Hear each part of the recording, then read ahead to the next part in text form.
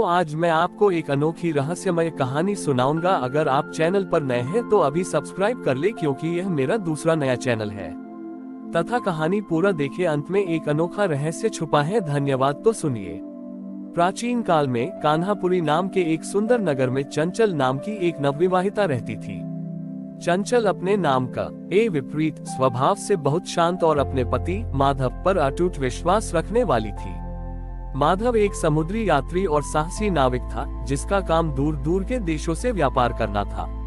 ये चंचल का पहला करवा चौथ था। गांव की स्त्रियां उसे सिखा रही थीं कि इस दिन पति का चेहरा चंद्रमा की रोशनी में छलनी से देखना कितना शुभ होता है। परंतु इस वर्ष एक समस्या थी। करवा चौथ से ठीक एक दिन पहले माधव को एक अत्यंत आवश्यक व्यापारिक यात्रा पर जाना पड़ा।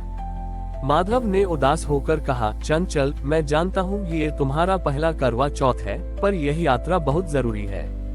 मैं अमावस्या से पहले नहीं लौट पाऊंगा और उस रात चंद्रमा बिल्कुल भी नहीं दिखेगा।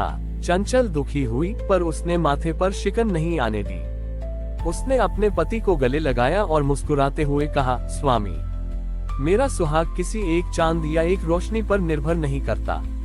मेरा चांद तो आप हैं और मेरी रोशनी मेरा आप पर किया गया विश्वास है।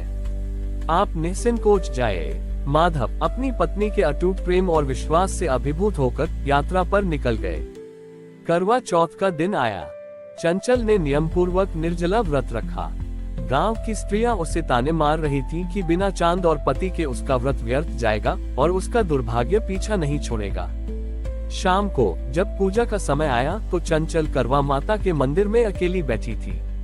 उसने अपनी थाली में कुछ भी विशेष नहीं रखा था, सिवाय एक छोटे से पारदर्शी पत्थर के, जिसे माधव उसे हमेशा अपने पास रखने के लिए दे गए थे।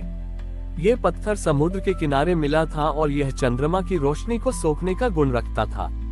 रात गहरा गई और जैसा कि माधव ने कहा था, वह रात घोर अमावस्या की तरह थी। आकाश में न तो बादल थे और न ही कहीं चांद का एक अंश दिखाई दे रहा था। हर जगह निराशा का अंधेरा था। चंचल ने अपने हाथों में वह पारदर्शी पत्थर लिया और करवा माता से प्रार्थना की, हे माता, आज आकाश में चांद नहीं है और न मेरे प्रियतम यहाँ है, पर मेरे हृदय में उन पर अटूट विश्वास की जो रोशनी है, वही मेरा चंद्रमा है। मैं इसी पत्थर में माधव के हृदय के अंश को देखती हूँ। आप इसी विश्वास को मेरा अर्घ्य स्वीकार करें। चंचल ने अपनी आंखें बंद की और उस पारदर्शी पत्थर को उसी प्रेम से छलनी से देखा, जैसे वह अपने पति का मुख देख रही हो। फिर उसने पत्थर को जल अर्पित किया और व्रत खोलने को तैयार हुई।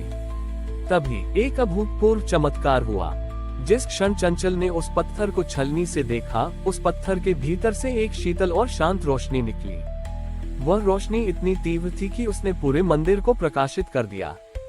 उस प्रकाश में मंदिर में रखी करवा माता की मूर्ति मुस्कुरा उठी और उसी प्रकाश में चंचल ने दूर क्षितिज पर समुद्र की लहरों के बीच अपने पति माधव का स्पष्ट चेहरा देखा।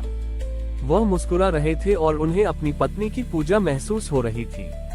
मंदिर में उपस्थित सभी लोग इस चमत्कार को देखकर चकित रह गए। तभी मंदिर के पुजारी ने कहा, ये पत्थर केवल पत्थर नहीं, ये एक विश्वास का अंश है।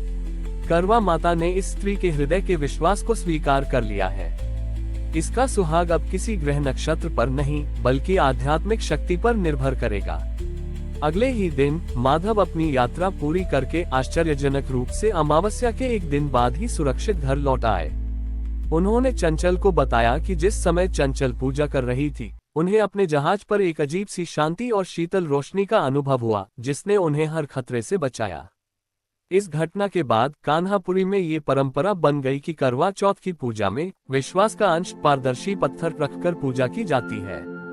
ये कहानी सिखाती है कि सच्चा प्रेम और अटूट विश्वास किसी भी भौतिक नियम, अमावस्या या दूरी की बाधा को पार करके अपने लक्ष्य तक पहुंच सकते हैं। करवा चौथ की रात हुए विश्वास के अंश पारदर्शी पत्थर के चमत्कार ने केवल चंचल और माधव के वैवाहिक बंधन को ही मजबूत नहीं किया, बल्कि माधव के समुद्री व्यापार को भी एक नई दैवीय दिशा दी। माधव जब सुरक्षित घर लौटे तो उन्होंने चंचल को बताया कि उस रात जब वह समुद्री तूफान में फंसने वाले थे, तो जहाज के डेक पर एक अजीब सी नीली सफेद रोशनी दिखी थी, जिसने तूफान को शांत कर दिया था और उन्हें रास्ता दिखाया था। माधव ने तुरंत पहचान लिया कि यह उनकी पत्नी के अटूट विश्वास की शक्ति थी। माधव ने अपने जीवन और व्यापार में 3 बड़े बदलाव किए। तारांकन विश्वास का नौकायन। माधव ने अपने व्यापार में होने वाले लाभ का एक बड़ा हिस्सा समुद्री सुरक्षा के लिए समर्पित कर दिया। उन्होंने अपने जहाज पर काम करने वाले सभी नाविकों के परिवारों को ये सुनिश्चित किया कि उनके लौटने तक उनका आर्थिक ध्यान रखा जाएगा। उन्होंने नाविकों को सिखाया कि जब भी वे डरें तो अपनी पत्नियों के विश्वास के अंश को याद करें, क्योंकि सच्चा सुरक्षा कवच लोहे का नहीं बल्कि प्रेम और विश्वास का होता है। तारांकन दया का व्यापार। माधव अब केवल कीमती वस्तुओं का व्यापार नहीं करते थे। उन्होंने अपने जहाज में एक विशेष स्थान करुणा कोष के लिए सुरक्षित रखा। इस कोष में वह उन जरूरतमंद द्वीपों और बंदरगाह के लिए अनाज, औषधि और कंबल भरकर ले जाते थे जहां सूखा या गरीबी थी। उन्होंने अपने व्यापार को लाभ के साथ साथ परोपकार का माध्यम बनाया। तारांकन समुद्र का आशीर्वाद। माधव ने अपने जहाज का नाम चंचल करुणा रखा और अब वह हमेशा अपने साथ करवा चौथ की रात वाला विश्वास का अंश पत्थर लेकर चलते थे। लोग मानते थे कि जिस जहाज पर वह पत्थर होता है वह कभी नहीं डूबता। जल्द ही माधव का नाम केवल एक साहसी नाविक के रूप में नहीं बल्कि सबसे ईमानदार और दयालु व्यापारी के रूप में प्रसिद्ध हो गया। उनके जहाज की यात्राएं हमेशा सफल होती थीं, क्योंकि उनके साथ केवल भाग्य नहीं बल्कि चंचल का विश्वास होता था। एक बार माधव एक दूर देश से लौट रहे थे, तभी उनके जहाज पर समुद्री लुटेरों ने हमला कर दिया। लुटेरों का सरदार बहुत क्रूर था और उसने जहाज का सारा माल लूटने की योजना बनाई। माधव ने बिना लड़े शांत भाव से लुटेरों के सरदार को अपना विश्वास का अंश पत्थर दिखाया और चंचल के अटूट प्रेम की कहानी सुनाई कि कैसे उनके विश्वास ने अमावस्या की रात भी रोशनी दी थी। लुटेरों का सरदार, जो केवल लूट और अंधकार में जीता था, उस कहानी और पत्थर की दिव्य शांति से स्तब्ध रह गया। उसे अपने जीवन में पहली बार किसी पर अटूट विश्वास की शक्ति का एहसास हुआ। लुटेरे का सरदार तुरंत शांत हो गया। उसने न केवल माधव का सारा माल वापस किया बल्कि अपने वर्षों के पापों के पश्चाताप में उसने खुद भी समुद्री लूट का काम छोड़कर माधव के साथ दया का व्यापार करने का संकल्प लिया। इस प्रकार चंचल के करवा चौथ के एक संकल्प ने न केवल अपने पति को बचाया बल्कि एक लुटेरे के हृदय को बदलकर उसे पुनर्जन्म दिया।